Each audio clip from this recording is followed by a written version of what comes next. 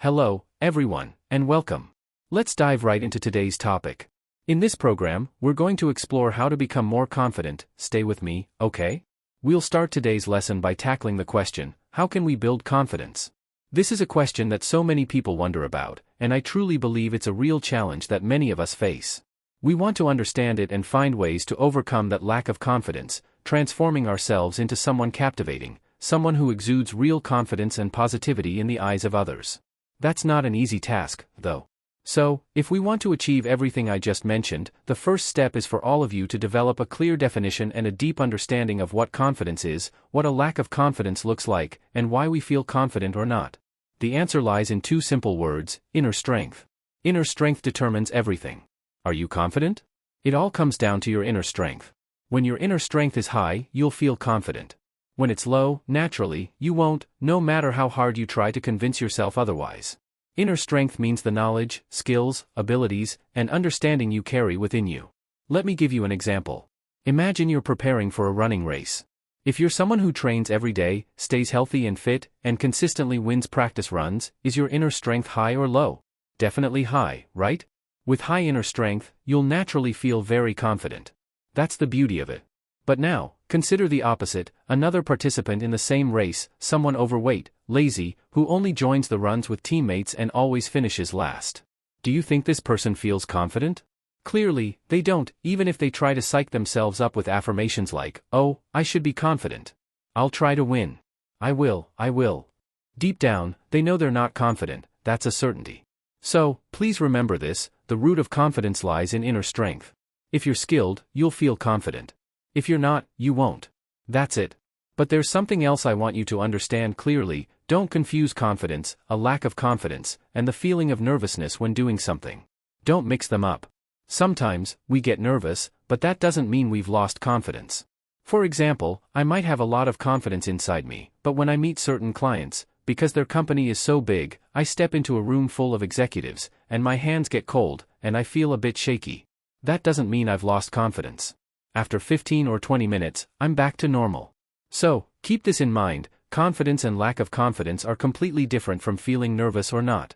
We can be confident and still get nervous, it's normal. But if you're not confident, you're more likely to feel nervous, and the chances of your plans falling apart when you try something new will be much higher. That's the foundation. Let me give you another example. Suppose you want to approach a girl you like. It all comes down to inner strength. If you're good-looking, for instance, and you walk up to a beautiful girl, will you feel confident?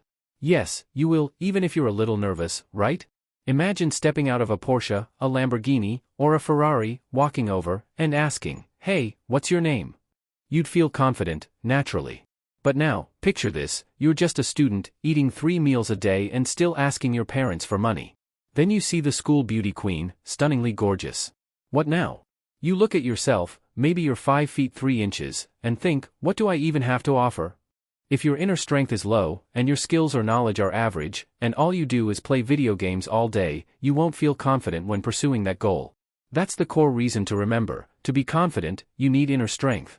I want to share a little story with you about this lesson. After drafting the outline one evening, I left it on my desk. The next day, when I reviewed it, my first thought was, is this so simple that I even need to teach it? I seriously considered tearing it up and scrapping the whole lecture. But then I checked my email again, filtered through the messages, and saw so many people, young students, older adults, even those in their 40s and 50s, asking me, how do I become confident? That's when I realized this isn't something to take lightly or ignore. I need to pay more attention and offer support to those struggling with chronic insecurity and wanting to improve themselves. That's why this lesson exists. Part 1 of the program is now complete. We've covered the reasons behind confidence and the causes of insecurity. Now, let's move to part 2, which is even more important: how do we actually become more confident? Let's get back to the lesson. In the first part, a few minutes ago, I shared some thoughts with you. When I reread this line in the script, I almost tore it up because it seemed too basic. Do you know what line that was? The way to become confident is to build your inner strength. Doesn't that feel like a letdown? It's almost too obvious, since we already said low inner strength leads to low confidence, and naturally, to be more confident, you need more inner strength. But don't worry, I'm not going to serve you a terrible dish here. I'll make this lesson practical, meaningful, and easy to apply, while keeping it simple enough for anyone, even an AI, to follow. So, how do we boost our inner strength?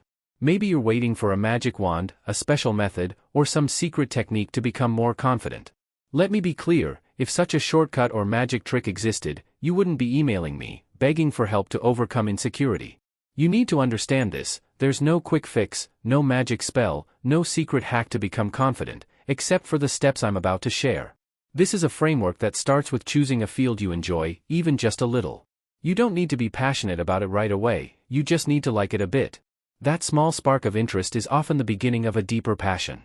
Most fields work this way: initially, we enjoy them, but over time, we might get discouraged. So, I don't expect you to start with a burning passion. I just need you to find something you're mildly interested in, something meaningful and wholesome. That's the starting point. Once you've picked that field you enjoy, start learning to build your inner strength in that area. For example, if I like business, I'd focus 100% on studying it, watching business videos, reading business books, and working on business projects, aiming for results as soon as possible. That's my approach. Remember, step 1 is choosing a field you enjoy. Step 2 is learning and pursuing it relentlessly. Don't jump to something else. If, while working on your chosen field, you see another opportunity that looks better and switch to it, that's a sign of failure. Avoid distractions, stick to one thing and master it. That's it. There are many ways to build inner strength. As I mentioned, read books, learn from colleagues, observe, study online, tons of resources. But most importantly, once you've gained that knowledge, apply it to your work and life. Observe the results, see what outcomes come from what you've learned. Work hard, chase those results every day, and don't get sidetracked. That's step 2. Step 3 is this: once you've achieved results, learn to share them with others. When you share your accomplishments, your confidence will skyrocket. If you keep your success to yourself, your inner strength might not feel validated, and a hint of insecurity might linger. But when you share, don't think this means quitting your job to teach wealth building or giving seminars in a suit, waving your hands around. That's not what I mean. Sometimes, it's as simple as posting something meaningful on Facebook, starting a blog, or creating a YouTube or audio channel to share your experiences. Don't assume I'm telling you to become a motivational speaker. I don't even support that unless it's their main business. Only share what comes from your own experiences and what you've learned in that field you enjoy. Pursue it with everything you've got. When you share, you'll get feedback, some positive, some critical, which will help you refine yourself and find your optimal potential. That's how you become truly confident, with recognition from both yourself and society. This 3-step model should work for almost any field. You don't need to be a superstar or have a YouTube channel with 200,000 subscribers, a viral Facebook page, or a blog with thousands of daily visitors. You don't need that. Sometimes, just writing something and getting 5 or 6 friends to support you can boost your confidence tremendously. Who knows? Coffee invites or meetups might start popping up. You step into the real world, meet people, and get more chances to share your experiences. Then it'd be strange if you weren't confident. Don't forget, don't mix up the goal of this lesson. Its aim is to help you become confident, not to turn you into a celebrity known by everyone.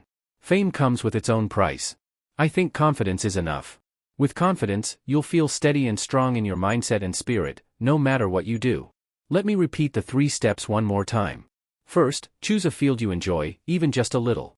Second, learn, pursue it relentlessly, and don't switch to another field mid-journey.